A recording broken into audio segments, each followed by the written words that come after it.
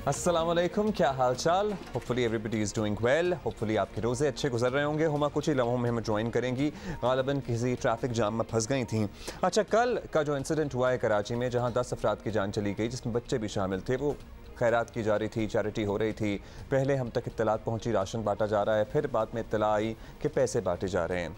बड़ी अच्छी बात है। आपको पता है कराची पाकिस्तान के उन शहरों में से एक है जहाँ पर लोग दिल खोल कर अतियात देते हैं, ज़कात देते हैं, खैरात करते हैं, सदक़ात करते हैं। लेकिन एक सवाल कल से मेरे जहन में गर्दिश कर रहा है कि चलिए जो फ़राइज़ हैं वो आप सर अंजाम दीजिए, लेकिन एट द सेम टाइम इन्हीं तमाम लोगों से जो रमज़ान में हातम ताई बने होते हैं और ज़कात जो फ़र्ज़ है उसके अलावा सदक़ात और खैरात क्या कुछ कर रहे होते हैं, अगर इन्हीं की यहाँ काम करने वाले मुलाजमीन की उजरत पे बात की जाए तो ये आग बगोला हो जाते हैं। मतलब कम से कम बेसिक उजरत का कॉन्सेप्ट दूर, इनके यहाँ लोग आपको ऐसे भी मिलेंगे जो 18,000, 16,000, 20,000 रुपये महीना पे काम कर रहे होंगे, 25,000 रुपये महीना पे काम कर रहे होंगे, लेकिन ये हज़ारों लाखों रुपये खैरात कर देंगे, जिसका हक़ है उसको नहीं देंगे। ये वो रवैया है जिसको कोई आकर ठीक नहीं कराएगा। इसको हमें खुद ही अपने अंदर झांक कर ठीक करना होगा। ज़रा इंट्रोस्पेक्ट करने की ज़रूरत है, ज़रा अपने आप से सवाल करने की ज़रूरत है कि जब हम किसी मज़दूर की या किसी मुलाजिम की तनख्वाह की बात करते हैं, जो उसका हक़ है कि उसको बढ़ा दिया जाए, तो 100 तावीलें किसी भी फैक्ट्री मुलाजिम मालिक के पास होती हैं, किसी भी बिज़नेस ओनर के पास होती हैं कि नहीं ये नहीं हो सकता, ये नहीं करेंगे। मतलब 20,000 वाले को 22,000 रुपये महीना नहीं बांधेंगे, लेकिन हम रमज़ान में लाइनें लगाएंगे और राशन बांटेंगे और लोगों में कैश तकसीम करेंगे। तो ये क्या रवैये ठीक हैं या गलत हैं? इस पे आपकी क्या राय है? प्लीज़ हमें @जियो पाकिस्तान TV पर लिख कर बताइएगा। और हुमा ने भी मीनवाइल हमें ज्वाइन कर लिया है। अस्सलामुअलैकुम, आपकी आवाज़ पता नहीं आ रही है कि नहीं आ रही है अभी? बिल्कुल ठीक कर रहे हैं। अब आ रही है मेरी आवाज़? जी बिल्कुल जी Abdullah, actually I also had 2 cents about this. ये कल जो हुआ है और बच्चे भी जिसमें आपको पता है ना जाँ बहक हुए हैं, and I was just thinking हर जगह इस तरह होता है। अल्हम्दुलिल्लाह इस किस्म की ट्रेजेडीज हम ज़्यादा नहीं सुनते, लेकिन जो क्रंच होता है, जो कंसंट्रेशन होती है, वो इसी महीने की होती है। और ऑब्वियसली एवरीबडी वांट्स टू, जो कर सकता है वो अपने आप को ज़रा लाइट करने के लिए, जी थ्रू आउट द ईयर हम नहीं दे सके, उस तरह मदद नहीं कर सके। इंटेंशन अच्छी होती है और ज़रूरत भी होती है, ज़रूरत भी है, इंटेंशन भी है, आ रही होती है, सारा कुछ होता है। आज ही सुबह आप अगर अखबार पढ़ें तो इन्फ्लेशन की हद ऐसी ऊपर जा चुकी है जो कि तारीख की 1960s से लेके अब तक अगर काउंट करो तो it has not been this high. अब इन हालात में obviously people feel the need to help people also, लेकिन yes you are very right, जो आप बात कर रहे थे तरीक़ेकार बिल्कुल डिफरेंट होना चाहिए। मैं ये कह रहा हूं, ये भी करें आप, लेकिन आप यकीन मान लीजिए कि इन्हीं फैक्ट्री ओनर्स के पास जाकर मुलाजमीन अगर ये कह देना कि सर हमारी 20,000 रुपये तनख्वाह 22 कर दें, नहीं करेंगे, नहीं करेंगे, बिकॉज ये भी एक, क्योंकि वो तो फिर एक आपको हर महीने वो तसलसल चल पड़ेगा ना, वो तो आपको करना पड़ेगा। तो they feel that it is better कि जी साल में एक दफा जो हम बांटते हैं, पता नहीं तसलसल होगा नहीं होगा, वो बनियापन जो है ना वहाँ आ जाता है। वहाँ पे हक नहीं देंगे किसी को किसी का, लेकिन यहाँ पर पता नहीं अपनी, चलिए अल्लाह को खुश करने के लिए तो कर ही रहे हैं, लेकिन शायद अपनी भी तस्कीन होती होगी कि लोगों को जमा हो रहे हैं लोग और हम ये बांट रहे हैं, और वाकई आपको फील गुड भी होता, अच्छी नींद भी आती हो, सारा कुछ होता होगा। थोड़ा सा आप अपने आप को हातम ताई भी महसूस करते होंगे, लेकिन बराए मेहरबानी जो लोग आप पे डिपेंडेंट हैं, खैरात भी कीजिएगा, पहले उनका ख्याल रख लीजिए, उसके बाद आप लाइनें लगाएं या राशन बांटें, इससे किसी को कोई गर्ज नहीं है। आपको याद है ना वो 2009 का एक वाकया कराची का, जहां 20 लोग इसी किस्म की ऑब्वियसली राशन जो था वो बांटा जा रहा था, 20 लोग जाँ बहक हुए थे। तो we have seen different milestones. ये हम थोड़े से उस ज़माने के आपको विजुअल्स भी दिखा रहे हैं। This is what happened Kharadar में, कराची में ये हुआ था। This was in 2009। बात यह है कि बाय दिस टाइम, अब इतने सालों बाद तक, तो we should have learned some lessons. क्या ख्याल है? हम क्या लेसन लर्न करेंगे? हम बड़ी तारीफ कर रहे हैं, फ्री आटा अच्छी स्कीम है, इंटेंशन अच्छी। अच्छा भाई, अच्छी इंटेंशन है, हम 5 दफ़ा कह देते हैं अच्छी इंटेंशन है, उसके बाद हम ज़रा इसकी टेक्निकलिटी पे बात कर लें कि इसमें क्या फ्लॉज हैं। इसमें फ्लॉज ये हैं कि इसमें कोई एलिजिबिलिटी क्राइटेरिया नहीं है, तमाम लोगों को एलिजिबल कर दिया। कैसे मैनेज कर सकता है एक इलाके का असिस्टेंट कमिश्नर, डिप्टी कमिश्नर, कैसे मैनेज करेंगे? It is impossible. मतलब एक जगह पे एक पॉइंट पे अगर सुबह फजर से पहले भी वो इंतजामात करें और 10, 12, 15, 20 हज़ार लोग आके इकट्ठे हो जाएंगे, they can not manage it. वैसे मैं एक बात फ्लावर मिलें आपको पता है दुनिया अलग ब्लैकमेल कर रही हैं, बिल्कुल ठीक है, लेकिन दुनिया में ज्यादा इस ग्राइंडिंग कर किस्म की रही हैं। चीजें होती हैं जहाँ चीजें बांटी जाती हैं। हमने कतारें दुनिया में भी देखी हैं। Why don't we take a few notes from them as well, कि जब बहुत तादाद में आवाम हो और कोई चीज़ मुफ्त भी देनी हो तो क्या तरीक़ेकार इसका होना चाहिए? बिकॉज ये नहीं हो सकता कि there is no way to go about it. Everybody wants to do it, कुछ ना कुछ ऑब्वियसली हर कोई देना चाहता है, लेकिन कोई तरीक़ेकार होना चाहिए। एक देयर इज़ वन वे कि आप घर जाके बांटते, मोहल्ले में जाके हर जगह आप दे दें, बिकॉज आपको पता है कतारें तो इस किस्म की लगेंगी। और जिस तरह कोरोना में हमने देखा भी, मतलब कोरोना में हमने वैसे बहुत डिसिप्लिन देखा। अगर हम किसी तरीके से वो discipline in other aspects of life अगर रेप्लिकेट कर सकें तो काफ़ी। और हम आपको ये भी कह रहे हैं कि देखिए, एक तो ये बड़ा मुश्किल आपने टास्क दिया हुआ है, इंतज़ामिया ही कर रही है ना, ये फ्री आटा बांट रही है, ज़ाहिर है। दूसरा ये कि इंतज़ामिया को आपने इस काम में मसरूफ़ तो रखा हुआ है, लेकिन एट द सेम टाइम ये काम गंदम प्रोक्योर करने का भी होता है for the rest of the year. तो अगर आपकी इंतज़ामिया और आपके अफसरान वो नहीं करेंगे तो आने वाले दिनों में मुश्किलात होंगी। और ये हम आज वार्न कर रहे हैं, आज की तारीख नोट कर लें, हम ये कह रहे हैं ऑन रिकॉर्ड कि इंतज़ामिया या आपके अफसरान या एसीज़ या डीसीज़ गंदम प्रोक्योरमेंट पे तवज्जो नहीं दे रहे हैं, because they already stuck in something else. And उससे फूड सिक्योरिटी के इश्यूज क्रिएट हो सकते हैं, काम है जो उनका प्राइमरी काम होना चाहिए। ठीक है, वो दूसरी बात ये कि जो फ्लावर मिल्स मालिकान हैं ये ऑलरेडी कैपेसिटी से ज़्यादा ग्राइंडिंग कर रहे हैं और बहुत आटा दिया जा रहा है, there is no doubt about it. लेकिन शायद इसमें कोई कैटेगराइजेशन हो सकती थी, मतलब अभी जिसके पास भी शनाख्ती कार्ड है वो जा सकता है। तो इसमें तो फिर बहुत से वो लोग भी जाएंगे जो कि शायद अफोर्ड भी कर सकते हैं, because why wouldn't you want it free.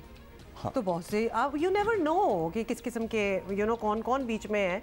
सिर्फ आईडी कार्ड देख के दिया जा रहा है तो उसमें तो हम सारे लाइनों में खड़े हो सकते हैं। पहले तो बिस्प से भी इसको लिंक करने की बात है, लेकिन बिस्प वाला मामला जो है वो खत्म हो गया। अब anybody who has an ID card गालिबन क्या वो जाए और वो ले, there is no criteria, basically everybody is eligible for it, which is very difficult.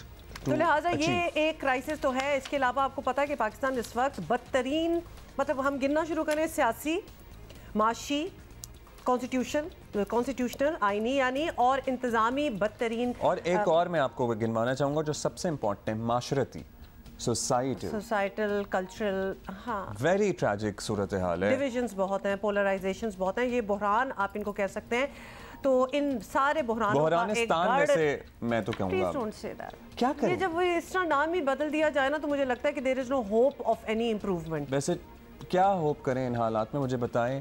महंगाई बुलंद तरीन सतह पर, तारीख की IMF से जो मुआहिदा हर हफ्ते कह रहे थे, जनवरी से कह रहे हैं, रट लगाई हुई है, अगले हफ्ते अगले हफ्ते अगले हफ्ते, वो हफ्ता नहीं आन के दे रहा जिस पे IMF से मुआहिदा हो जाए। अगर नहीं हो रहा तो बता दो। आपने देखा कि उसके बारे में अब जरा बात भी नहीं होती, नहीं हो रहा तो क्लैरिटी दे दो। फॉरेन एक्सचेंज रिजर्व्स माशाल्लाह आपके सामने हैं, तारीख की कम तरीन सतह पर हैं, सियासी इख्तलाफात भी उरूज पर हैं, मतलब nothing is going well. No it isn't. तो खैर एनीवे, साथ साथ आपको बता दें कि माशाल्लाह हमारे पॉलिटिकल डिविजन्स जो हैं, सियासी इख्तलाफात आखिरी हदों को छू रहे हैं। और महंगाई जो है वो जो आज परसेंटेज में कह रही थी ना, वो ऑलमोस्ट 45% से ऊपर जा चुकी है। अंदाज़ा आप कर ले। और बिल्कुल अब्दुल्ला ने जिस तरह जिक्र किया है कि IMF की तमाम कड़वी और बिल्कुल शर्तें मान ली, लेकिन रकम अभी तक नहीं मिली और उसके बारे में अब तो बात भी नहीं हो रही। तो अब क्या कह सकते हैं कि सुप्रीम कोर्ट के बाद जजेस पर पब्लिक फोरम पर सियासी जानिबदारी के इल्ज़ामात भी लग रहे हैं। This is another thing that is happening. ऐसी बेयकीनी के हालात शायद ही कभी पाकिस्तान ने वैसे देखे होंगे। और हुकूमती इत्तेहाद का अहम इजलास आज लाहौर में बाय द वे हो रहा है, जहाँ मौजूदा सियासी सूरत हाल का जायज़ा लिया जाएगा। और इजलास में Nawaz Sharif via video link ही होंगे मेरा ख्याल है, समेत हुकूमत की इत्तेहादी जमातों के कायदीन और रहनुमाओं जो हैं वो सारे मेरा ख्याल है कि उस्मान भट्टी हमारे साथ हैं, वो हमारे साथी हैं, हमें बताएंगे कि क्या अपडेट है। अच्छा जी, क्या है एजेंडा इजलास का, उस्मान ज़रा बता दीजिए, कौन कौन मौजूद है। पहले तो यहाँ से बात शुरू करते हैं, फिर आगे आपसे गुफ्तगू करेंगे। जी अब्दुल्ला, ये जो इजलास है वज़ीर-ए-आज़म शहबाज शरीफ की ज़ेर सदारत मॉल टाउन में उनकी रिहाइशगाह पर दोपहर 1:30 बजे स्टार्ट हुआ था।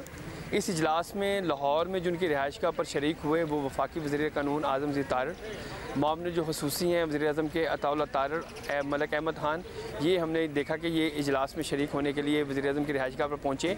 इसके अलावा जो दीगर PDM की जमातें हैं उनके जो रहनुमा हैं वो ज़ूम के ज़रिए या ऑनलाइन जो वीडियो लिंक के ज़रिए इस इजलास में शरीक होंगे। और हमारी इतलात के मुताबिक इस इजलास में मियाँ मोहम्मद नवाज शरीफ जो कि पाकिस्तान मुस्लिम यूनियन के कायद हैं वो लंदन से शरीक हैं। इसके अलावा जो पीपल्स पार्टी से भी उनके दीगर रहनुमा, JUIF से, जाती उम्रा से जो है वो मरीम नवाज़ भी वीडियो लिंक के ज़रिए शरीक हैं। हमजा शहबाज भी हमारे ज़राए के मुताबिक इस इजलास में शरीक हैं। इस इजलास का आज का जो मकसद है वो ये था कि पीर को जो है सुप्रीम कोर्ट में इलेक्शन के हवाले से जो है वो केस की समाअत होनी है। 3 रुकनी बेंच जो है वो समाअत करेगा।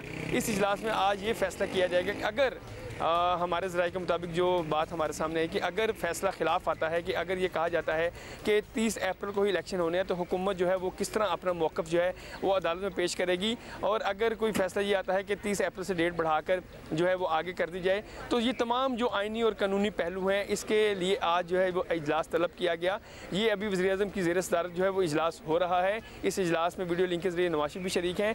इस इजलास को अभी तक तकरीबन 2 घंटे से ज़ायद का वक्त हो चुका है, मगर अभी इजलास जारी है। अच्छा, इजलास अभी जारी है। मैं अभी ये सोच रहा था कि अगर 30 का फैसला आ जाता है तो फिर क्या ऑप्शंस बचेंगी? क्या अपील का हक मौजूद होगा, नहीं होगा? उसके अलावा किस तरह से इसको टालेंगे? कभी ना कभी तो खैर इलेक्शन होने ही हैं और उसके लिए अगर मुस्लिम लीग नून कुछ करना चाहती है, कुछ थोड़ा बहुत भी, तारीख की बुलंद तरीन महंगाई, कम तरीन रिजर्व्स, क्योंकि लीड कर रहे हैं ना, although it's a coalition government, तो उसके लिए मियाँ नवाज शरीफ को वापस आना होगा। खबरें हम सुन रहे थे कि कोई इस बारे में भी बात हो रही है, कोई है गुफ्तगू इस सिलसिले में?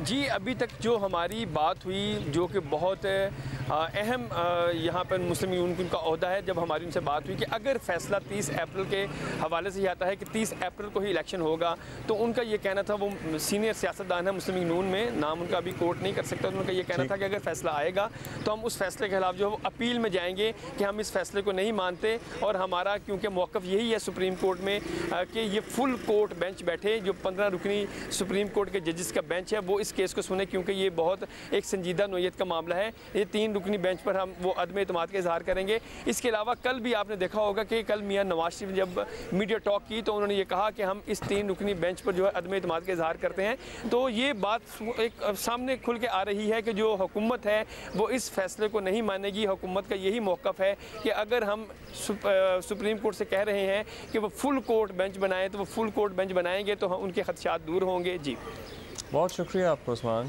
Thank you for being with अस। अभी इजलास जारी है, इजलास खत्म होगा तो फिर आपसे एक ज़रा अल्टीमेट अपडेट ले लेंगे हम कि क्या हाँ कि एक्चुअली बात हुई क्या और किस बात पे तय हुए हैं, कंक्लूजन क्या है। अच्छा, ये तो चले इत्तेहादी आपस में मिलके trying to come to you know some understanding के आगे किस तरह। दिमाग में मेरा ना सवाल अटका हुआ है तब से। आपने कहा ना हमने IMF की कड़वी कसेली शराइत भी मानी। अच्छा, कड़वा तो समझ आ गया, व्हाट इज कसेला? इट इज आल्सो सावा। मैंने सिर्फ कड़वे तक ही कहा था, कसेला आपने डाला था बीच में, so I am just wondering what is it? Define कसेला? इज इट सावा कड़वा?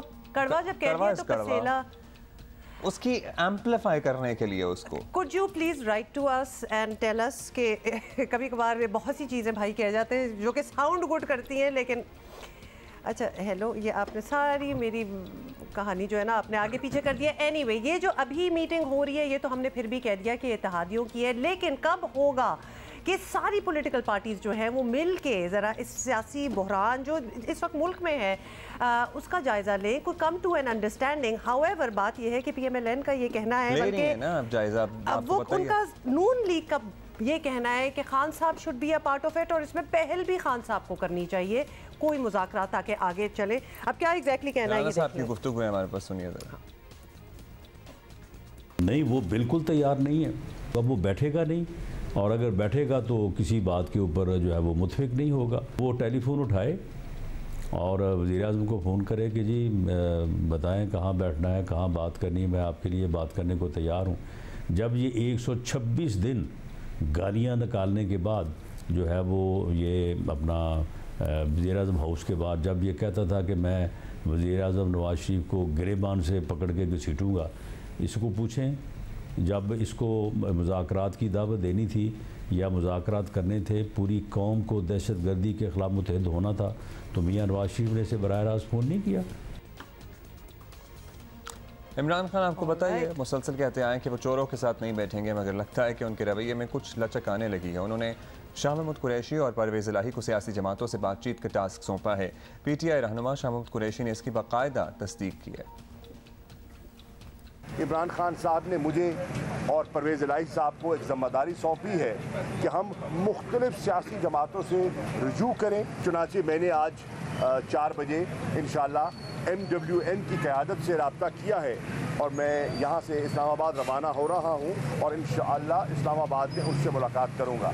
कल मैं जाऊँगा कराची और कराची में इंशाअल्लाह सिंध के कुछ पॉलिटिकल हजरात हैं और जिसमें GDA की क़यादत भी होगी, तो उनसे भी इंशाअल्लाह एक अफ्तार पर मुलाकात भी होगी, तबादला ख्याल भी होगा और तहरीक इंसाफ का मौक़िफ़ जो है मैं उनकी खिदमत में भी पेश करूँगा। और दीगर जमातों के साथ हमारी BAP है, खालिद बख्शी साहब हैं और हैं, हम दीगर जमातों से भी रब्ता करने का इरादा रखते हैं।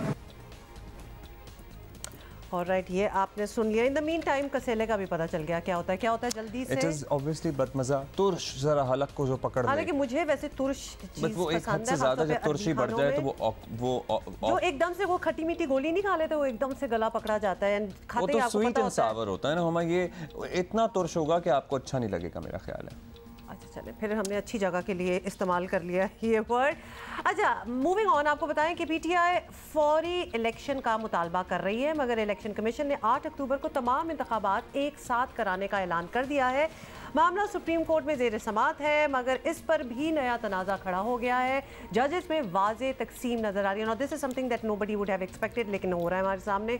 और बाज़ जजेस सियासी मामले पर अज़ खुद नोटिस लेने के खिलाफ हैं और अब नौबत यहाँ तक पहुँची है कि 9 रुकनी बेंच कम होता होता कैन यू इमेजिन 3 पर आ गया है। यस, कल तक 4 था, 9-7 हुआ, 7-5 हुआ, कल तक 4 था, 5-4 हुआ और फिर 4 भी 3 हो गया जी। अब आज as we speak today it is 3। So bench टूटे जा रहा है बार-बार। हुकूमत जो है बहुत सारे गाने बनाए जा सकते हैं। अच्छा, अभी नहीं ना, मैं कहानी तो पूरी कर लूँ कि हुकूमत फुल बेंच बनाने पर इसरार कर रही है अब्दुल्ला, और कल नवाज शरीफ ने भी 3 रुकनी बेंच का फैसला मानने से इनकार करते हुए फुल कोर्ट का मुतालबा दोबारा दोहराया। ये देखिए, सुनिए। जो बेंच ही कबूल नहीं है तो उसका फैसला कैसे कबूल होगा? सीधी बात है, और कबूल होना भी नहीं चाहिए। और मैं बिल्कुल समझता हूँ कि जिस बेंच के ऊपर इतने एतराज़ात और फिर कोई ये डिमांड के लिए फुल कोर्ट बनाए, उसका फैसला सबको कबूल होगा। वो अगर नहीं बनता तो फिर 3 का बेंच क्यों? इसमें क्या मसलियत है? आज के फैसले पता नहीं कहाँ लेके जाएंगे इस मुल्क को। अभी जो फैसला करने जा रहे हैं, भाई बचो इस फैसले से।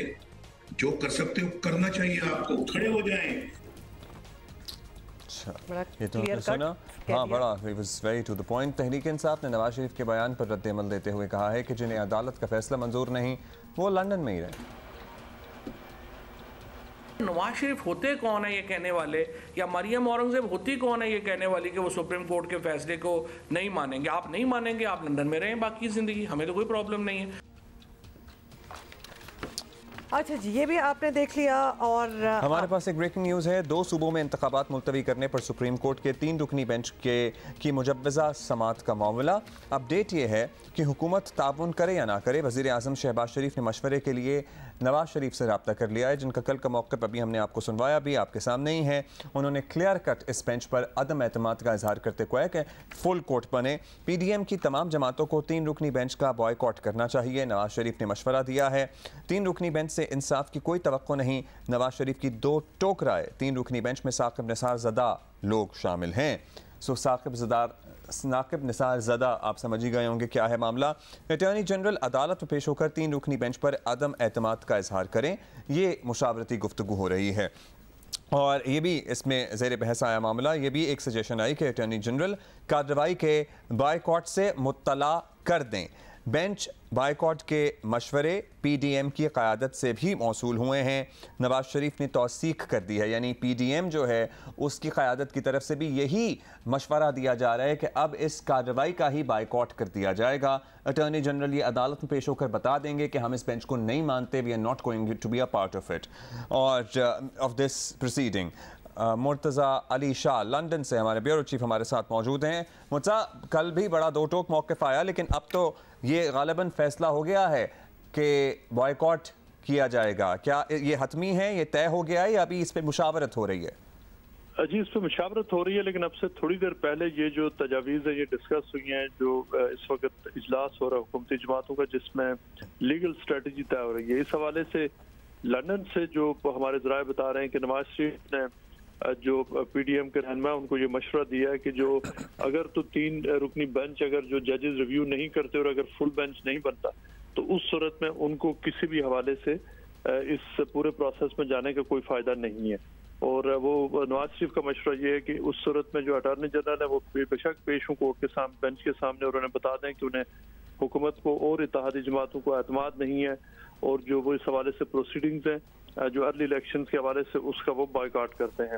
उसके साथ साथ ये भी जो आज बात डिस्कस हुई है जिसमें नवाज शरीफ की तरफ से यहाँ से मशवरा गया है कि इस हवाले से जो एक पूरी अब तहरीक चलाने की ज़रूरत है कि पूरी कौम को बताया जाए कि जो मौजूदा चीफ जस्टिस हैं वो एक ख़ास जहन लेकर चल रहे हैं और उनसे वो जो उनका दावा है जो PDM की मुख्तलिफ जमात हैं कि उनसे अब इंसाफ की उम्मीद नहीं की जा सकती, चूँकि वो एक ख़ास अपना जहन बना चुके हैं और जो वो इस बात पर तैयार है ही नहीं कि उनसे जो मुख्तलिफ व्यू पॉइंट रखने वाले जजेस हैं जो कि अब मेजॉरिटी में हैं उनको किसी भी बड़े फैसले का हिस्सा बनाया जाए। उसके साथ साथ ये भी आज इजलास में बात डिस्कस हुई और नवाज शरीफ ने ये मशवरा दिया सबको कि वो इस बात को हाईलाइट करें कि अब तक के जो मुख्तलिफ जो बड़े जो पॉलिटिकल नेचर के जितने भी केसेस थे उनमें से तकरीबन 80 से 90% ऐसे केसेस हैं जो सिर्फ 3 से 4 जजेस ने सुने हैं, जबकि बाकी जो जजेस हैं उनको कोई भी इम्पोर्टेंट केस इसलिए नहीं दिया जा रहा कि वो जो 3 से 4 मखसूस जज समझते हैं कि वो जो दूसरे जजेस हैं वो इंडिपेंडेंट माइंडेड है। जी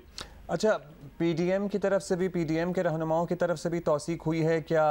इस मशवरे पर कोई ग्रीन सिग्नल आया है और पीपल्स पार्टी का क्या मौक़िफ़ है इस बारे में, कोई है इंफॉर्मेशन आपके पास मुर्तज़ा? जी, इस हवाले से अभी तक जो PDM की जो जमात हैं जिसमें ख़ास तौर पर जमीयत उलमा इस्लाम और पाकिस्तान पीपल्स पार्टी वो तकरीबन अब ये एक मुश्तरका राय सबकी बन चुकी है और इस हवाले से कि जो सिर्फ कि एक फुल कोर्ट जो फुल बेंच जब तक नहीं बनता उस वक्त तक अब जो मामलात है वो ये इसका हिस्सा नहीं बनेंगे, इसका बॉयकॉट करेंगे। अच्छा, अब जाहिर है अगर तहरीक चलानी है तो तहरीक चलाने के लिए मियां नवाज शरीफ की तो बड़ी एक्सपर्टीज़ है, उनको आना भी होगा। कोई है इस बारे में भी डिस्कशन के आए या नहीं? अभी उस बारे में कोई बात ही नहीं होती।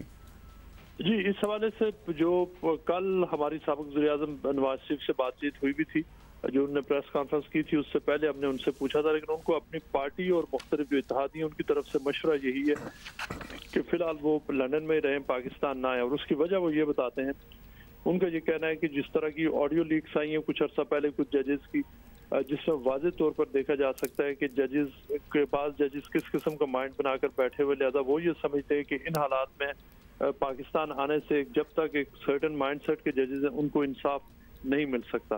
और वो कल उन्होंने अपनी प्रेस कॉन्फ्रेंस में भी ये कहा और ये ऑफ द रिकॉर्ड जो मीटिंग्स होती हैं जो उसमें भी ये बताते हैं कि जिन जजेस ने उनको अब तकरीबन सारे लोग मान रहे हैं कि उनको एक डिस्क्वालीफाई किस तरीके से उनको जहांगीर तरीन को टारगेट किया गया, फिर उनको किस तरीके से जज अरशद मलिक की जो ऑडियोज वीडियोस सामने है। नवाज शरीफ अब ये कहते हैं कि इसके हवाले से जो सुपीरियर जुडिशरी है उसको सो मोटो लेकर उनको इंसाफ देना चाहिए था, लेकिन ऐसा जुडिशरी ने कुछ नहीं किया और वो अभी तक इंसाफ के मतलाशी हैं। जी चलें, ये तो बहुत हाई एक्सपेक्टेशंस हैं, लेट्स सी क्या होता है इनका। बहुत शुक्रिया आपका, मुर्तज़ा अली शाह हमारे साथ मौजूद थे। लेकिन बड़ी खबर है ये, बड़ी खबर है और एक इनफैक्ट अभी हमने आपको बताना ही शुरू किया था कि वो मीटिंग जो है via zoom call everybody has joined and सारे इत्तेहादी उसमें हैं।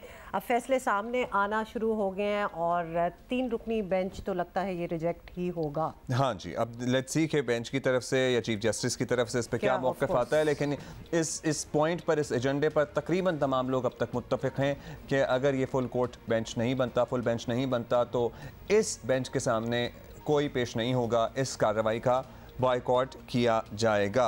और अटॉर्नी जनरल कार्रवाई के बाइकॉट से मुताल्लिक मुत्तला करेंगे बाकायदा अदालत जाकर। बेंच बाइकॉट के मशवरे पर PDM की क़यादत से भी मशवरा किया गया और उनकी तरफ से भी हाँ में ही जवाब आया है। पीपल्स पार्टी का क्या मौक़िफ़ है वो अभी नहीं मालूम, लेकिन उनसे भी बात हो रही है। और वैसे भी अभी तो meeting is still going on, yes in process. तो हमें ये कहा गया नवाज शरीफ की तरफ से कि बेंच के बाइकॉट के अलावा कोई और रास्ता नहीं है। सियासी क़यादत के अक्सरियत के मुतालबे के बावजूद फुल बेंच का ना बनना ख़ास एजेंडे की निशानदही कर रहा है और 3 रुकनी बेंच से इंसाफ की कोई तवक्को नहीं है। मियां नवाज शरीफ की कल भी ये गुफ्तगू सामने आई थी जिसमें उन्होंने अपने तहफ़्फ़ुज़ात का इजहार किया था। अच्छा, साथ ही हमारे पास एक और ख़बर भी है। ज़िला कच्छ में दहशतगर्दों का हमला हुआ है और 4 सिक्योरिटी एहलकार शहीद। दहशतगर्दों ने जिला केज में एक्चुअली है, ये पाक ईरान बॉर्डर के करीब का हमारा इलाका है, केज।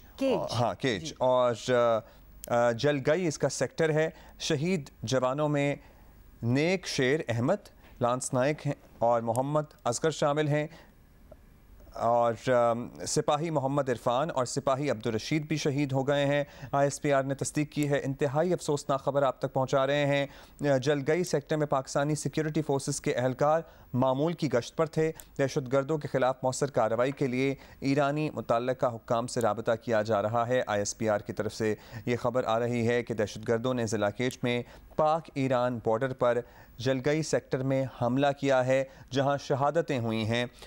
शहदा में शहीद जवानों में नेक शेर अहमद और लांस नाइक मोहम्मद असगर शामिल हैं। सिपाही मोहम्मद इरफान हैं। नाइक शेर अहमद जी, नाइक शेर अहमद, लांस नाइक मोहम्मद असगर ये दोनों शामिल हैं। सिपाही मोहम्मद इरफान और सिपाही अब्दुल रशीद भी शहीद हो गए हैं।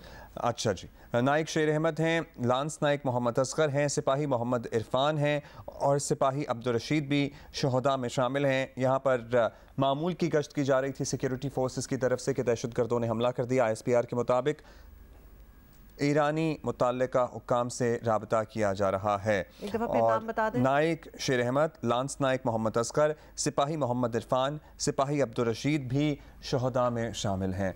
अल्लाह ताला, शहीद तो वैसे ही इनकी बख्शिश है और शहीद ज़िंदा है उसको रिस्क भी दिया जाता है, वादा अल्लाह का है, लेकिन अल्लाह ताला इनके अहल खाना को सब्र दे, पर्टिकुलरली इनके वालिदैन को, इनके बीवी बच्चों को।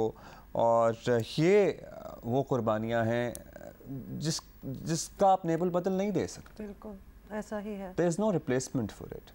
लेकिन जब ऐसी खबर आती है ना तो एक शौक ज़रूर लगता है और एकदम से याद आता है कि हम कितने इत्मीनान से बैठे होते हैं और हमारी सिक्योरिटी फोर्सेस हर लम्हे एक खतरों के जोन में होती हैं।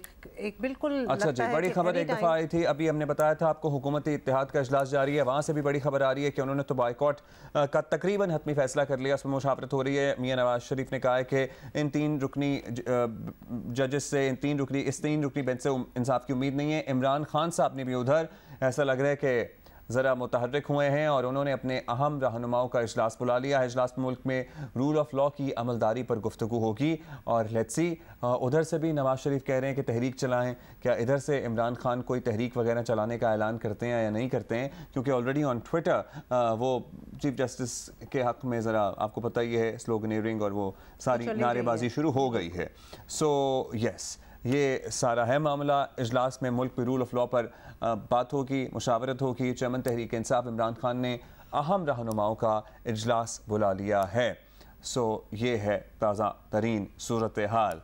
हर तरफ इजलास हो रहे हैं, हर तरफ बातचीत हो रही है और अहम फैसले किए जा रहे हैं। उधर PDM का इजलास भी जारी है, इत्तेहादी हुकूमत का कह लीजिए, जिसमें ये तकरीबन तय हो गया है कि अगर ये फुल कोर्ट नहीं बनता या फुल बेंच नहीं बनता तो इस कार्रवाई का बाइकॉट किया जाएगा। अटॉर्नी जनरल कल जाकर बता देंगे अदालत को कि हम मज़ीद इस कार्रवाई का हिस्सा नहीं हो सकते, नहीं बन सकते, क्योंकि मियां नवाज शरीफ ने कहा है कि इन 3 जजेस से तो इंसाफ की कोई उम्मीद नहीं है। उधर इमरान खान जो है वो रूल ऑफ लॉ की बात कर रहे हैं। बातें तो वैसे बहुत करते थे इस बारे में भी, लेकिन इसकी मुतज़ाद हमारे पास एक तवील फहरिस्त मिसालों की कि कब कब उन्होंने रूल ऑफ लॉ का। हाँ, लेकिन अभी हमें दोबारा रिमाइंड करने की कोई जरूरत नहीं है, because everybody needs a break. तो ब्रेक के बाद मिलते हैं और उसके बाद मिलेंगे। अच्छा जी, वेलकम बैक। हम ज़रा डेवलपमेंट्स बात कर रहे थे। हुकूमती इत्तेहादी पीपल्स पार्टी के रहनुमा और वज़ीर आज़म के मुशीर कमर ज़मान कायरा हमारे साथ मौजूद हैं, उनसे ज़रा बात करते हैं। कायरा साहब, मुस्लिम लीग नून के कायद ने अब तकरीबन फाइनल कर दिया। उन्होंने कहा जी इस बेंच का फैसला तो नहीं कबूल होगा, अभी मुशावरत भी चल रही है कि कार्रवाई का ही बॉयकॉट कर दिया जाए, फुल कोर्ट से कम किसी पर बात नहीं मानेंगे, किसी पर बात बनेगी नहीं। तो क्या पीपल्स पार्टी की भी यही राय है सिमन में? देखिए, मैं तो ये कह रहा हूँ हर जमात की अपनी राय है और उस राह में जो फैसला सुप्रीम कोर्ट का होगा वो फैसला होगा। कोई मानेगा नहीं मानेगा, उस फैसले की अपनी एक हैसियत होगी, लेकिन वो फैसला जो मकबूल ना हो, जिसको लोग दिल से ना माने, नियरली कानूनी बुनियादों पे उस फैसले को इम्प्लीमेंट कराया जाए, वो फैसले कभी भी बेहतरी के फैसले नहीं होते। इसीलिए मैंने अर्ज किया है कि चीफ जस्टिस साहब को किसी जोर जबरदस्ती, किसी दबाव, किसी गुस्से, किसी इस तरह के माहौल की बजाय उनको चाहिए कि वो एक ऐसा मुतालबा जो सियासी जमातें भी कर रही हैं, जो मीडिया के अंदर से भी वाज़े उठ रही हैं, जो सबसे ज्यादा अहम बात है वो वकला के फोरम भी कह रहे हैं, और फिर वकला के फोरम के अलावा खुद बेंच के अंदर से खुद सुप्रीम कोर्ट के जज साहबान भी ये मुतालबा कर रहे हैं कि इन चीजों के ऊपर एक मुश्तरका यानी फुल कोर्ट बने। 9 रुकनी कोर्ट तो आपने बनाई और 13 रुकनी मैक्सिमम होगी ना। 15 जजेस बैठे हुए हैं सुप्रीम कोर्ट के, और 15 में से 2 जज साहबान इसमें नहीं बैठेंगे, वो रिफ्यूज कर चुके हैं।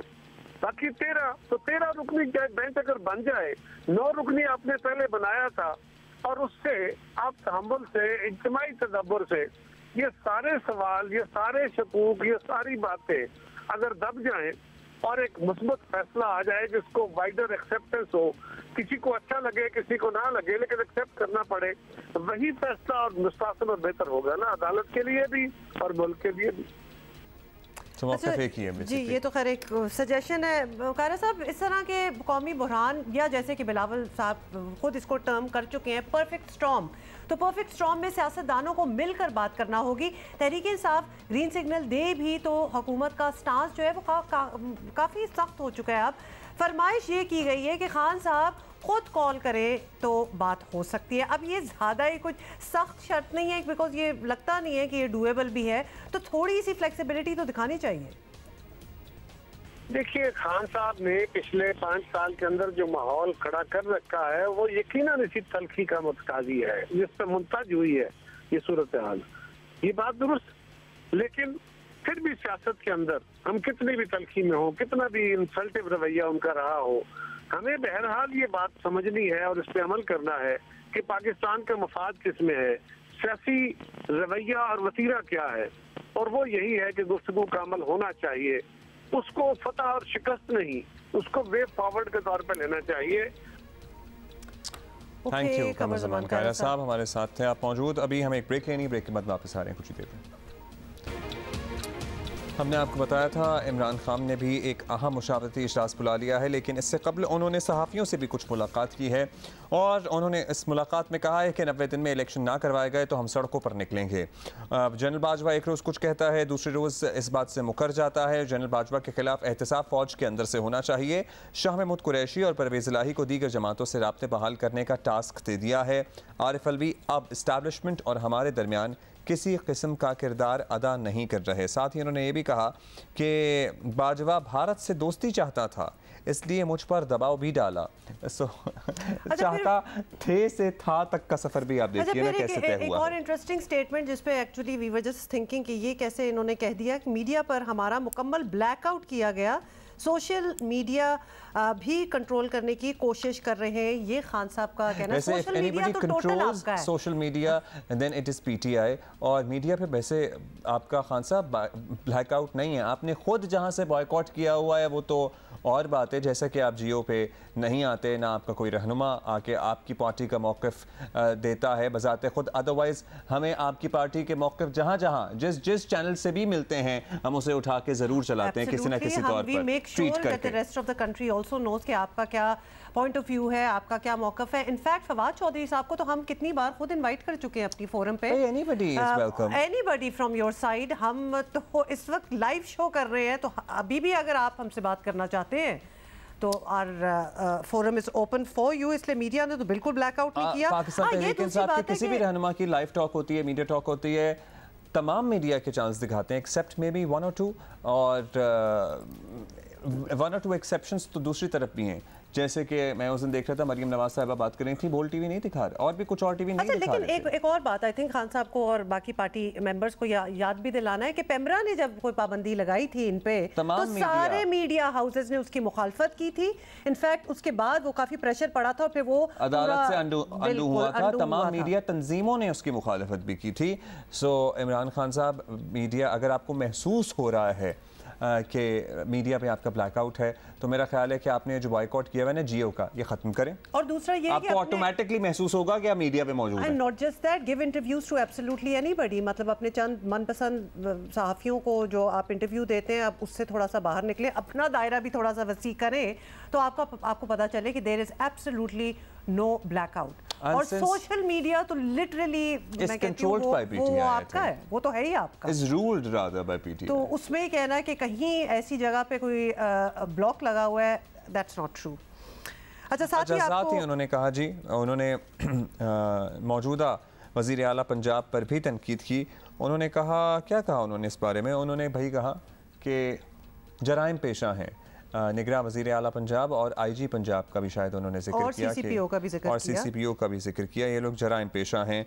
और साथ ही हमारे पास दूसरी तरफ ये भी खबर है कि लाहौर में वज़ीर आज़म शहबाज शरीफ की जो ज़ेर सदारत इजलास हो रहा था ना, मुशावरती इजलास मॉडल टाउन में उनकी रिहाइशगाह पर, वो भी ख़त्म हो गया है। सो उसमें हमने आपको चीदा निकात तो बता ही दिए थे कि क्या बात हो रही है। उसमें उस्मान भट्टी हमारे कॉरेस्पॉन्डेंट हमारे साथ हैं। उस्मान, अपडेट दीजिएगा, हमें पता है कि इजलास ख़त्म हो गया है, क्या इसके कोई सेलियन पॉइंट्स शेयर करें? नहीं जी, उस्मान आपको आवाज़ आ रही है?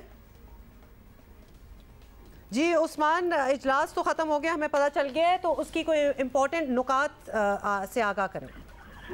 जी, अभी जो आज वज़ीर-ए-आज़म शहबाज शरीफ की रिहाइशगाह पर उनकी ज़ेर सदारत इजलास हुआ था, 1 बजे स्टार्ट हुआ और तकरीबन अभी कुछ मिनट्स पहले ये इजलास ख़त्म हुआ है। ये 4 घंटे से ज़ायद तवील इजलास जारी रहा। इस इजलास में पाकिस्तान पीपल्स पार्टी के को चेयरपर्सन आसिफ अली जरदारी, मौलाना फजल रहमान और मुस्लिम नून की जानिब से भी मरियम नवाज, हमजा शहबाज शरीफ खुद मौजूद थे। और ये इजलास जो है अभी उसका एलामिया जारी किया जाएगा PDM की जानिब से, और क्योंकि जो इजलास में लोग शरीक थे उनसे ओथ लिया गया कि आपने इजलास की बात कोई जो है वो बाहर नहीं मीडिया पर करनी।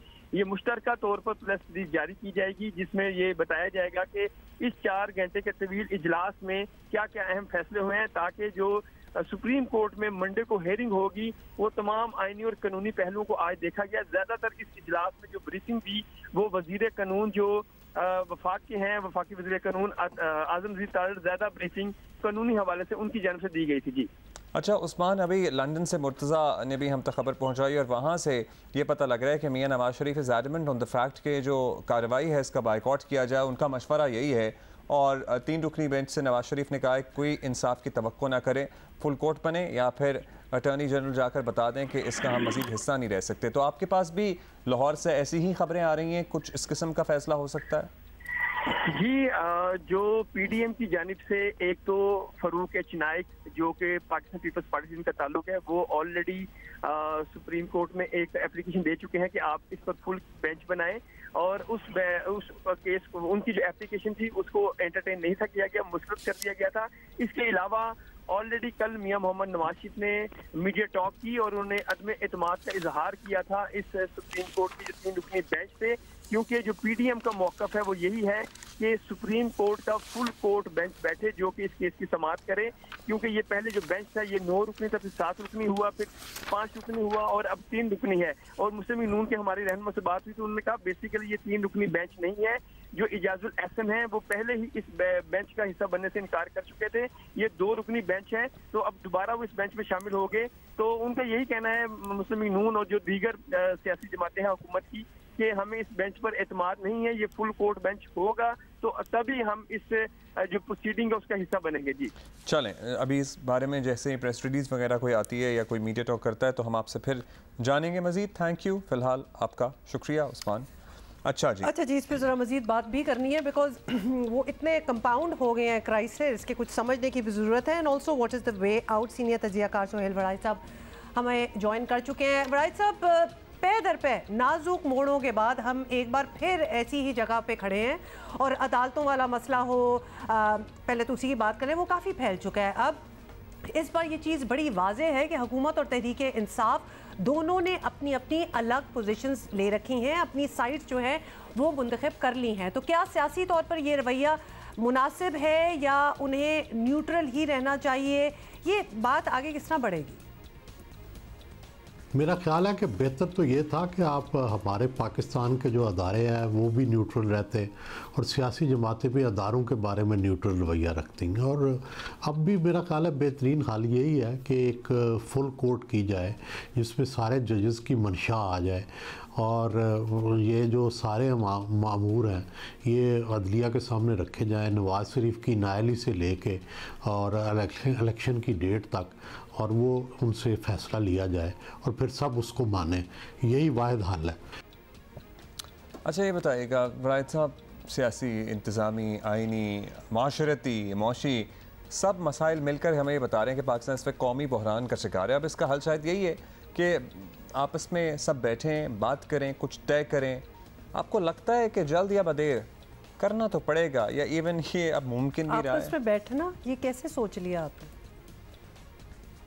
जी, ये कौमी बहरान का हल तो हमेशा गुफ्तो शनीद से होता है, आपस में बैठकर तय किया जाता है। हमें भी इस सिलसिले में, सिविल सोसाइटी भी इस सिलसिले में कोशिश कर रही है। सारे लोगों की डिमांड भी ये है कि आपस में बैठा जाए और नेगोशिएशन की जाए। इसके अलावा कोई सलूशन नहीं है और उम्मीद है कि अल्टीमेटली जब ये सब ऑप्शंस इनकी आउट हो जाएंगी, ख़त्म हो जाएंगी, अल्टीमेटली नून ने भी हुकूमत जो है वो ख़त्म करनी है, उसका भी टेन्योर ख़त्म हो रहा है अगस्त में, तो फिर मेरा ख्याल है इस बैठेंगे, फिर केयर टेकर भी सेटअप करेंगे और इलेक्शन का डेट भी तय करेंगे। देखिए वड़ाई साहब, ये आपस में बैठ के हल करने वाला, क्योंकि ऑब्वियसली हर तरफ बहरानी कैफियत रहे और सियासतदान भी इसी तरह की पोलराइजेशन जो है वो कायम रखें, साथ बैठने से इनकार करें, तो ये आगे बात कैसे बढ़ेगी? क्या हल हो सकता है इस बहरान का आपकी नज़र में? जी, इस बहरान का हल गुफ्तो शनीद में है, इसके अलावा कोई हल नहीं है। इसके अलावा तो देखें सारे फिर फैसले सुप्रीम कोर्ट के पास जाएंगे, सारे अदारों के पास जाएंगे और फिर वो एक पार्टी को काबिल कबूल होंगे, एक पार्टी को काबिल कबूल नहीं होंगे। कंसेंसस का तरीका तो यही है कि आपस में गुफ्तो शनीद की जाए, बैठा जाए, गिव एंड टेक की जाए और बेहतरीन फोरम जो था वो कौमी असम्बली था। मेरा ख्याल है कौमी असम्बली में PTI को जाना चाहिए, स्पीकर को उनकी इजाज़त देनी चाहिए। यही तरीका है, यही माजी में होता रहा है, अल्टीमेटली इसी पे इत्तेफाक होता रहा है, अब भी इसी पे इत्तेफाक होना। Thank you वड़ाई साहब। Although just to imagine all of them sitting together and actually agreeing with one another, नहीं agreeing with one another, एक बात भी कर रहे हो उसके बाद फिर मतलब you know carving a way out of it ना, किसी को तो रास्ता निकालना है। carving a way में यही होता है कि जब कार्व तब होगा जब हम अग्री होंगे कि आओ कार्व करें आगे, तो कुछ ना कुछ लेवल ऑफ अग्रीमेंट तो चाहिए होगी। वो खैर बात की बात है, पहले तो बैठ जाए बात करने के लिए। अल्टीमेटली तो इलेक्शन होने ही है, कब होने बस इस बात पे बात होनी है। सो अल्टीमेटली तो होने हैं। फोन कॉल करो, व्हाट्सएप कर लो यार। well. अभी हम आगे बढ़ेंगे। कराची में हमने आपको प्रोग्राम के इब्तिदा में बताया था ना कि कल क्या वाक़या हुआ, 11 अफराद की जान चली गई बच्चों समेत। कल कराची के साइट एरिया में ज़कात या राशन बांटने के दरमियान एक्चुअली ये भगदड़ मची। फैक्ट्री इंतज़ामिया की जानिब से ज़कात तकसीम करने के दौरान ये वाक़या हुआ था और ज़कात बांटने से ज़िला इंतज़ामिया पुलिस को आगाह नहीं किया गया था। लोगों के चढ़ने से पानी की पाइपलाइन भी फट गई, भगदड़ मची। फैक्ट्री के दरवाजे बंद होने के सबब पुलिस और इंतज़ामिया आगाह नहीं थी। हादसे में 8 ख़वातीन, 3 बच्चे जान से गए हैं। 15 ज़ख्मियों में से 6 की हालत नाजुक है। फैक्ट्री मालिक और 2 मैनेजर समेत 8 मुल्ज़िमान गिरफ्तार हैं। मुकदमा दर्ज कर लिया। वो भी क्या कह रहा होगा, मतलब मुझे इसमें फैक्ट्री मालिक का भी कुछ समझ नहीं आता कि वो उसने भी नहीं चाहा होगा और ना इमेजिन किया होगा कि हो सकता है, तो उसकी तो इंटेंशन तो नज़र आ ही रही है, लेकिन अब्दुल्ला भी लेने के देने पड़ गए। ये एक तरीक़ेकार होना चाहिए। और अभी आप जरा हलाकतों में देख लें, ख़वातीन 8 ख़वातीन पिसती हैं। इस किस्म की जब सिचुएशंस होती हैं तो ख़वातीन आर द वर्स्ट लॉट जो जिनको सफ़र करना पड़ता है, बच्चे भी बीच में। गए। तो ये तो काफ़ी अरसे से हम इस तरफ भी पॉइंट आउट कर रहे हैं कि इसका भी कोई तरीक़ेकार हो, ख़वातीन की बिल्कुल अलहदा एक साइड ही होनी चाहिए। और ज़्यादातर आपको पता है ख़वातीन ही होती हैं यहाँ पे, क्योंकि वो उन्हें लगता है ना लोगों को कि ख़वातीन की लाइन कम होगी, घर के ऐसी जगहों पे जहाँ मुफ्त कोई चीज़ मिल रही हो तो घर के मर्द भी उस वक्त उनको याद आ जाता है आओ खातून को भेजा जाए। हाँ, क्योंकि वो जान के भेजते हैं, बिकॉज वो ज़्यादा लाइकली है कि एक नहीं तो चलो 2 थैले इसको मिल जाएंगे।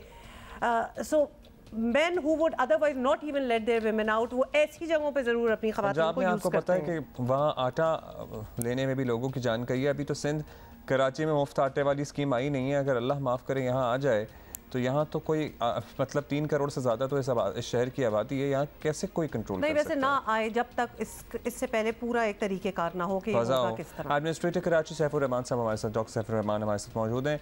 सैफ साहब, कल जो कुछ हुआ ज़ाहिर है हम भी अपने जज्बात का इज़हार कर रहे हैं, इट इज़ एक्सट्रीमली ट्रैजिक। अब लेकिन जैसी बेइंतज़ामी ज़कात राशन वगैरह बांटने के दौरान चल रही होती है और हर वक्त इफ्तारी के टाइम भी कोई इफ्तारी भी बांट रहा होता है ना तो ट्रैफिक रोक के खड़ा होता है एक जगह पे। सो कुछ गैर मुतवक्के नहीं था। पहले तो ये बता दीजिए, अगर किसी को ज़कात राशन के कुछ भी बांटना है तो उसका कोई तरीक़ाकार है कोई? तो लाजमी है कि जो भी ये काम करता है वो पहले बताए पुलिस को, ताकि प्रॉपर कितने लोग वहाँ पर आने हैं, क्या क्या चीज़ें बांटनी हैं, ज़कात में अशिया खुर्दनोश बांटनी है, उन्होंने आटा बांटना है या सिर्फ पैसे बांटने, तो उसका एक अच्छा मेकैनिज़म बनाया जा सकता है। तो बिल्कुल अब से लाजिम करना है कि तमाम इस किस्म की जो भी एसोसिएशंस हैं, बड़ी कंपनीज़ हैं, बड़े इदारे हैं, अगर वो बांटना चाहें तो पहले कंसर्न ज़िले इंतज़ामिया को बताएं, पुलिस को बताएं, ताकि इन किस्म के जो हादसात हैं उससे रोका जा सके।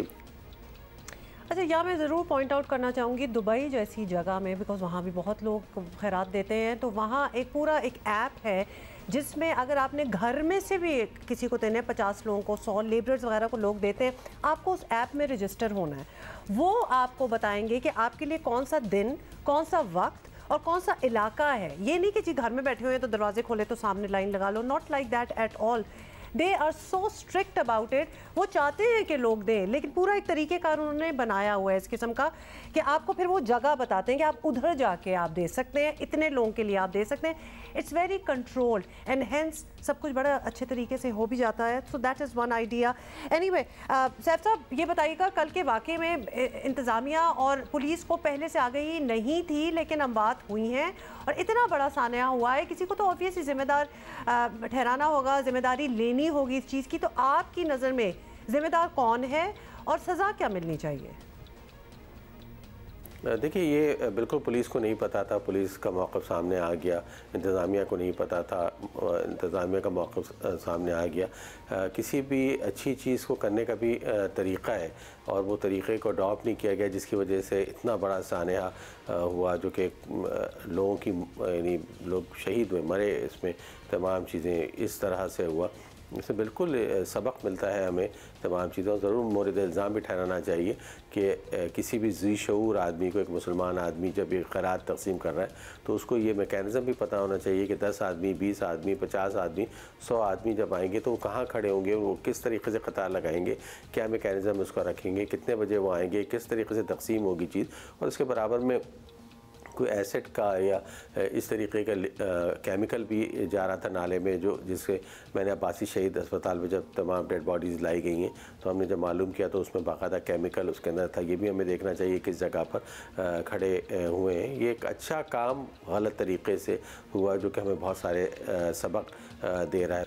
अच्छा, पहली दफ़ा तो डॉक्टर साहब हुआ नहीं है, गुज़श्ता रमज़ान की निस्बत इस बार मुफ्त राशन और आटा वगैरह पर रश और लेने वालों के लिए भी बेसब्री है, क्योंकि फितरी है ना, हालात इतने मुश्किल हैं। 2000 कब की बात हमने दिखाई थी, 9 की बात है, उसमें भी खारादर में कई लोगों की जान गई थी। और इस मरतबा की बात कर लें तो महंगाई के मारे लोग हैं, करें तो क्या ना करें।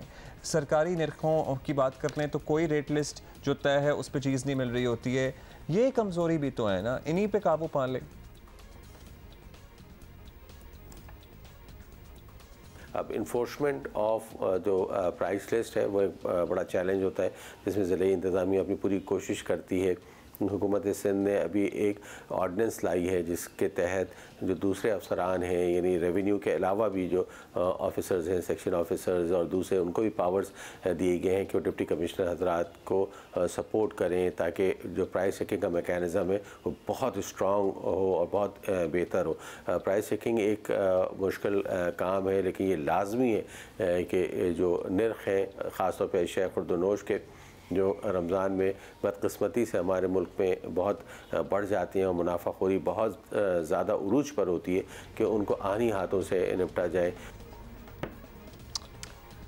ऑलराइट, बहुत बहुत शुक्रिया हमसे बात करने का डॉक्टर सैफुर रहमान। और प्राइस लिस्ट इन्फोर्समेंट सर्टनली अब ये आपको भी और ये चैलेंज है, जिम्मेदारी का इदराक है, लेकिन इंतज़ामिया कोशिश भी करती होगी, लेकिन कोशिश बहुत कोई कामयाब होती नहीं है। एटलीस्ट कराची में तो हमने नहीं देखा है कि बिल्कुल ही कामयाब नहीं तो है। जब ये फैसले होते होंगे, ये प्राइस लिस्ट इन्फोर्स करने वाली ही बात, अब ये चैलेंज क्यों है? अब एक चीज़ बन गई है तो उसको आपको इन्फोर्स करना पड़ेगा बाय हुक और बाय क्रोक। मैं अभी ना क्योंकि ये तो आपने वही देख रहा बात था, मैं होगी कि राइट 2 साइड दिन पे के लिए हमारे आप एक लोग बहुत भी बड़ी ट्राई करते स्क्रीन है, मैं होंगे। फुटेज देख रहा था, मैं मेरी शक्ल के एक्सप्रेशन चेंज हो गए थे कि क्या हो रहा है वो देखना आपने। ये औरतें तो बीच में ये तो पिस गई हैं, ये तो पिस गई हैं। अच्छा, by the way, you know, please don't show this. ये तो बच्चे ना देखें प्लीज। ये प्लीज हमें इस तरह वार्निंग के साथ ये दिखाना चाहिए। इसके ऊपर एक वार्निंग लगी होनी चाहिए, लेकिन आपको हम वैसी वार्निंग दे रहे हैं कि प्लीज ये बच्चे तो ना ही देखें। हाँ, ये डिजास्टर है पूरा। It is a disaster in the making. ये एक बात बताएं, इस वक्त जो विजुअल्स हम दिखा रहे हैं, ये अगर कोई देख ले और तब तक कोई हलाकत ना हुई हो तो आपको देख के पता चल जाता है कि इसमें कोई ना कोई तो मरेगा। अच्छा, ये मुआवजा है कि कम इतनी हो रही हैं, अल्लाह माफ करे, अल्लाह माफ करे, लेकिन फिर भी अगर ये देखना जरा, ट्रक पे चढ़े हुए हैं, ट्रक लूटने के वाकयात और हैं। अच्छा, ट्रक पे चढ़े हुए हैं और ट्रक स्पीडे मार रहा है, पता है कि ऊपर लोग लटके हुए हैं, लेकिन ट्रक भी स्पीडे मारेंगे बिकॉज उनको यही नजर आ रहा है कि हम तेज जाएंगे तो लोग गिर जाएंगे ना इधर उधर। अच्छा है, वो एक्चुअली इसी इंटेंशन से स्पीड मार रहा है कि लोग उतरे। एक तो वैल्यू और ह्यूमन वैल्यू हमारी जीरो है। We don't really care. मर रहे हैं, एक चलो एक नहीं मरे, 5 मर गए, क्या हो सकता है, अब ऐसा तो होना था। ये जो एटीट्यूड है ना हमारे दिल में, ये हमें लेके डूब रहा है साथ साथ हर चीज़ के। मुझे नहीं समझ आता कि ये जो हमारे हुक्मरान या हाकिम बने बैठे हैं, इनको नींद कैसे आती होगी ये मनाजिर देखने के बाद, या ये हम सारे लोग इतने बेहिस हो गए क्योंकि रोंगटे खड़े हो जाते हैं। वो जो मनाजिर, एक आटे के थैले के लिए लोगों की जान जा रही है। अच्छा जी, कहते हैं जी नीयत बड़ी अच्छी है, बड़ी अच्छी है। भाई कोई निज़ाम भी बना लो ना, सिर्फ नीयतों से तो काम नहीं होता। अगर आप नमाज की नीयत करके बैठ जाएंगे और नमाज पढ़ेंगे नहीं तो क्या होगा? आपको उसका निज़ाम भी वजह करना होगा ना कोई ठीक। कोविड के दिनों में हमें जब पता था कि जी ये दुनिया मरने वाली है और ख़त्म हो रही है, खौफ तारी हो गया था कि जिसको किसी का सांस भी हमने सूंघ लिया तो वी आर डेड, सीधे हो गए थे ना, इंसान के बच्चे बन गए थे ना सारे। तो व्हाई नॉट नाउ? मतलब वही, अगर we manage to do that with the fear of God तो कुछ करें, अब वही चीज़ करें। ये मैकेनिज्म होने ज़रूरी हैं। बहुत सी चीज़ें हमने करके देख ली। अब ये जो जूम मीटिंग्स, ये ऑनलाइन वगैरह सारे हो रहे होते हैं, when did it start? Covid के ही दिनों में ये सब कुछ स्टार्ट हुआ ना हमारे मुल्क के लिए। चले राशन तो कुछ अच्छी अच्छी चीज़ें हमने जब से बांटा था, लेकिन खुदा खौफी वैसे उस वक्त भी हर एक में नहीं आई थी। मास्क आपको याद है 10 रुपए वाला 200-200, 300 में मिल रहा था। हाँ। वो जो N95 मास्क हैं वो हज़ारों में पहुंचे हुए थे। ज़ख़ीरा अंदोज़ी उरूज पर थी, केओस तो था तब भी। हमें भी need some mechanisms and there are countries around us जिनसे हम सीख सकते हैं। ये हम ही नहीं है जो ज़कात बांट रहे होते हैं और 10 लोग मर भी गए तो क्या है, 100 को तो मिल गई। नहीं, एक की भी जान नहीं जानी चाहिए इस चीज़ में। And people are doing it, countries are doing it around us, we need to learn. बस इतनी सी बात है। Welcome back. अभी हम दुनिया के ममालिक से सीखने की बात कर रहे थे ना, और वहाँ आपने UAE की मिसाल दी कि किस तरह से वहाँ पे आप अगर चैरिटी करना चाहते हैं, कुछ बांटना चाहते हैं, तो उसका पूरा एक निज़ाम मौजूद है। हाँ, बिल्कुल निज़ाम मौजूद है। और हमने सोचा हम तो गेस्ट वर्क करके आपको बता रहे हैं जितना हमने सुनाया है। Why not speak to our correspondent in Dubai right now, और उनसे पूछते हैं, क्योंकि वहाँ पेनल्टीज़ बड़ी शदीद किस्म की होती हैं। अगर जो हुकूमत ने, उनकी वहाँ की एडमिनिस्ट्रेशन ने, इंतज़ामिया ने बता दिया कि काम इसी तरह ही होगा तो उसी तरह होना पड़ेगा, वरना हज़ारों रुपए के फाइन्स होते हैं। सिफ्ते आरिफ हमारे साथ हैं। सिफ्ते आरिफ, क्या हाल है आपका? हम बड़े परेशान हैं, हमारे तरीक़ेकार, इंटेंशन बड़ी अच्छी है, ज़कात सदका लोग चैरिटी करना चाहते हैं पाकिस्तान में, लेकिन उसका हाल आपके सामने ही है। दुबई में किस तरह हो रहा है? जी, सबसे पहले तो रमज़ान मुबारक। और जैसा कि आपने बताया कि पाकिस्तान में जिस तरीके से भगदड़ मची, सबको अफसोस है। और यहाँ पर मुत्तहिदा अरब अमीरात खासतौर पर दुबई में जो है मुकम्मल निज़ाम है कि जिस तरीके से चैरिटी तकसीम की जा सकती है और इफ्तार के खाने तकसीम किए जा सकते हैं। तो हुकूमत ने सबसे पहले तो यहाँ पर लोगों को पाबंद बनाया है कि अगर आप यहाँ पर चैरिटी करना चाहते हैं या इफ्तार पैकेट्स तकसीम करना चाहते हैं तो हुकूमती इदारे हैं मुख्तलिफ, वो उनसे रब्ता करें और उनको दी जाए, ताकि वो भगदड़ का निज़ाम या इस तरीके से लोगों में जो है हलचल पैदा ना हो। यहाँ पर मुख्तलिफ इदारे हैं जिनको दी जा सकती है। और हुकूमत ने ख़ास तौर पर ये इस रमज़ान से पहले भी लोगों को हिदायत की कि अपने तौर पर इफ्तार पैकेट तकसीम करने से गुरेज किया जाए, वरना 1 लाख दरम, जी 1 लाख दरम का जुर्माना हो सकता है अगर आपने तय किया। क्योंकि हमेशा ये खदशा रहता है कि भगदड़ हो सकती है, लोगों में नज़्म ज़ब्त का ख्याल नहीं रखा जा सकता। और इतनी आबादी भी नहीं है, मतलब दुबई में कितने ही लोग रहते हैं एज कम्पेयर टू कराची और एनी अदर सिटी है। आबादी इतनी नहीं है लेकिन देने वाले बहुत हैं। लेकिन ये बड़ा जबरदस्त किस्म का फाइन आप बता रहे हैं, 1 लाख दिरहम, बहुत ज्यादा ही। और ये तो फिर किसी की मजाल नहीं होती होगी कि वो कोई अपनी तरफ से करे। जी जी, यकीनन ना सिर्फ जुर्माना हो सकता है बल्कि मुख्तलिफ सजाएं भी हो सकती हैं। और यही हुकूमत ने बार बार लोगों को यकीन दहानी कराई है कि लोगों में नज़्म ज़ब्त कायम रहे, खासतौर पर इफ्तार के वक्त। और भी कोई चैरिटी देनी है, आपको ज़कात देनी है, खैरात देनी है, तो हुकूमत यानी लेकिन लोग चैरिटी वगैरह कर रहे हैं, अब निज़ाम उन्होंने बता दिया, तरीक़ेकार बता दिया है, तो इस वजह से कोई कमी आई है या फिर लोग अभी भी भर भर के चैरिटी कर रहे हैं? नहीं, देखें, ये तो रमज़ान का ऐसा महीना है कि चैरिटी यहाँ पर मुसलमानों का, और दुनिया में किसी भी इलाके में किसी भी खित्ते में चले जाए तो मुसलमान चैरिटी करते हैं, खासतौर पर रमज़ान में। तो यहाँ भी लोगों का यही उसूल है कि अगर वो रमज़ान पैकेट चाहे 10 बनाए, चाहे 5 बनाए, चाहे 1000 बनाए, वो यहाँ पर मुख्तलिफ इदारे हैं, औकाफ है दुबई का, उसको दी जाए। दुबई पुलिस का इदारा है और मुख्तलिफ चैरिटी के इदारे हैं जो उनको दे दें और फिर वहाँ से लोगों को तकसीम की जाती है, इफ्तार भी और मुख्तलिफ चैरिटी। तो उनका क्या निज़ाम होता है? हमारे यहाँ जिस तरह सड़कें बंद कर देते हैं, दस्तरखान माशाल्लाह बिछे हैं, चले अच्छी बात है, दस्तरखान बिछाने चाहिए, लेकिन शहरियों के हकूक़ का भी ख्याल रखना चाहिए। वहाँ किस तरह से लोगों को बांटा जाता है अगर इदारों की तरफ से भी किया जाए? आपके तो आपको पता है ना कि हमारे सिग्नल्स पे गाड़ी रुकी होती है, जो कि हमें अच्छी भी लगती है चीज़, लेकिन अजीब भी है, खतरनाक हो सकता है कि गाड़ी में आके डब्बे दे देते हैं, रूह अफ़ज़ा पेश कर रहे होते हैं कि कुछ खा लो, कुछ पी लो, भगदड़ वाला सीन वो भगदड़ ही हो जाता है ना फिर तो। जी जी, यहाँ पर भी अमूमन इफ्तार के वक्त तो ये किया जाता है कि RTA जो यहाँ पर रोड एंड ट्रांसपोर्ट का इदारा है, अगर इफ्तार के वक्त गाड़ियां सिग्नल पर रुकी हैं तो वो इफ्तार तकसीम करते हुए नजर आते हैं। दुबई पुलिस भी, शारजा पुलिस भी और अबू धाबी पुलिस भी इफ्तार के छोटे से पैकेट्स होते हैं वो देते हैं, लेकिन भगदड़ का निज़ाम नहीं होता क्योंकि उनको सामने पता होता है कि कानून नाफिज करने वाले इदारे खड़े हैं। तो थोड़ा लोग इस तरीके से घबराते भी हैं, यहाँ के कानून सख्त है और वो इस तरीके से तकसीम से जो है वो गुरेज करते हैं। ये यानी वहाँ भी इजाजत लेनी पड़ती है, मतलब अगर सिग्नल्स पे भी दे रहे हैं तो वो उनके अपने ही काम करने वाले लोग हैं, जैसे RTA की आप जिक्र कर रहे हैं, तो वो उनके अपने ही एम्प्लॉइज होते होंगे, कोई आम शहरी तो बीच में नहीं आते। जी जी, जैसे हुमा यहाँ पर अगर मैं देना चाहूँ कि मुझे 50 इफ्तार के पैकेट तकसीम करने हैं तो मैं खुद जाके तकसीम नहीं करूँगा, RTA होगा या दुबई पुलिस होगी। अच्छा। जो इफ्तार के वक्त मुख्तलिफ सिग्नल्स पर तकसीम करते हुए नजर आएंगे और उनके वॉलंटियर्स होते हैं। इतने एम्प्लॉइज तो उनके नहीं होते, लेकिन बतौर वॉलंटियर्स आपको रजिस्टर भी करा सकते हैं। और अगर आप यहाँ पर तकसीम करना चाहते हैं तो दुबई पुलिस के साथ, रोड एंड ट्रांसपोर्ट अथॉरिटी के साथ और मुख्तलिफ इदारों के साथ अपने आप को रजिस्टर कराएं बतौर वॉलंटियर और आप वहाँ पर तकसीम का हिस्सा भी बन सकते हैं इन इफ्तार पैकेट्स का। So systematic way of going about it. बहुत शुक्रिया, thank you for being with us. तो यानी everybody has to be registered, volunteers also have to be registered, ताकि ये बंदा कहाँ से आया, ये हलाकत होगी, इस किस्म की चीज़ों को आप बिल्कुल इनकी पॉसिबिलिटी को ख़त्म करते जाएं कि जी हमारे इतने लोग हैं, हमने रजिस्टर किया हुआ, ये नाम है, ये एड्रेसेस हैं, ये काम करेंगे, जगह भी मुख्तस हैं। और फिर लोग, ये और भी खूबसूरत तरीका है कि हम घर में जो भी हम बनाना चाहते हैं, हम देना चाहते हैं, 100 पैकेज हों या जितने भी हों, बना के किसी और को दें, उनकी रिस्पॉन्सिबिलिटी है कि वो डिस्ट्रीब्यूट करेंगे। हमारा तो लेवल ऑफ ट्रस्ट आपको पता है, हम तो देंगे नहीं क्योंकि हम कहेंगे तो अपने महल्ले ले जाएगा, मतलब we have issues, we have a lot of issues. फिर के बाद मिले।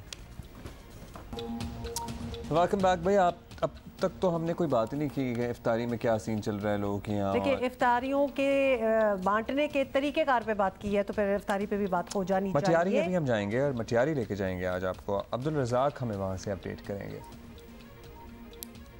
जी बिल्कुल, ज़िला मटियारी में माह रमज़ान का बाबरकत महीना जारी है, जिसके बाद जो रोज़ेदार हैं वो इस महंगाई के दौर में भी बाज़ारों में पहुंच रहे हैं और अपने बच्चों के लिए, रोज़ेदारों के लिए ख़रीदारी कर रहे हैं। इस वक्त हमारे साथ एक दुकान पे ख़रीदार मौजूद है, उससे बात करते हैं। बहुत महंगाई है, महंगाई ने कमर तोड़ दी है। पहले तो रमज़ान में कुछ सस्ताई थी तो बच्चों के लिए फ्रूट वगैरह ले जाते, जब भी बच्चे कहते फ्रूट वगैरह ले आओ, कहाँ से ले आए? 400-500 रुपये दिहाड़ी है, 2 दिन काम है, 5 दिन नहीं है, तो बहुत भूखे मर रहे हैं बच्चे। अफसारी के लिए ना फ्रूट ले सकते हैं ना सब्ज़ी ले सकते हैं। जिस चीज़ का पूछो रेट पूछो 600, 700, 800 रुपये किलो है। आपने ख़रीदारों की, शहरियों की, रोज़ेदारों की बातें सुनी। इनका ये कहना है कि माह रमज़ान में ज़िला इंतज़ामिया की जानिब से ना तो बचत बाज़ार कायम किए गए हैं और ना ही आवाम को रिलीफ दिया गया है। आटा हो, सब्जियां हो, फल हो, तमाम अशिया महंगे दामों पे ज़िला मटियारी में फ़रोख्त हो रही हैं। इन्होंने मुतालबा किया है हुकूमत सिंध से कि आटा, सब्जियाँ, फल और दीगर अशिया जो हैं वो सस्ती की जाएँ, ताकि जो लोग हैं वो यहाँ से खरीदारी कर सकें और बच्चों को रोज़ा खुलवा सकें। जी,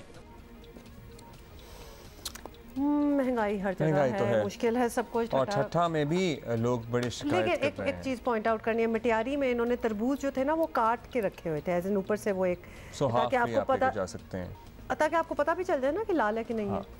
सो ठट्ठा से हमें अपडेट कर रहे हैं महंगाई के मारे लोगों का अहवाल शाहिद।